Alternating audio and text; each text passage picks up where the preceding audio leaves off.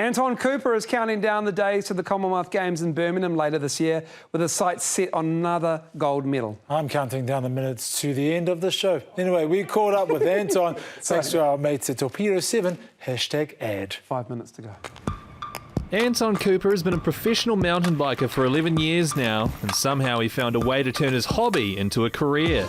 Biking's kind of been a part of my life since as long as I can remember. I do remember having little bikes and with trainer wheels, and then you rip the trainer wheels off when you're kind of pretty young, a couple of years old. I was lucky to have a bit of land out at Mum and Dad's place, so we'd build like pump tracks and seesaws and jumps and whatnot. One moment in particular a decade ago gave Anton the confidence to pursue the sport full time. When I went overseas, I think 2011, my first year racing like true international races, and turned up at the first World Cup and I won by like almost 2 minutes. And against the guys who had just been dominating the world scene before that, they didn't have a clue who I was from New Zealand.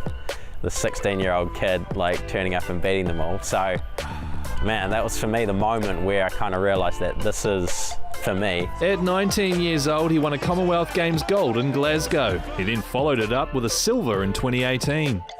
Winning gold at Commonwealth in Glasgow was one of the biggest moments of my career and crowning moments of my career as well, because it kind of really thrust me in the limelight a bit more of the New Zealand sports scene.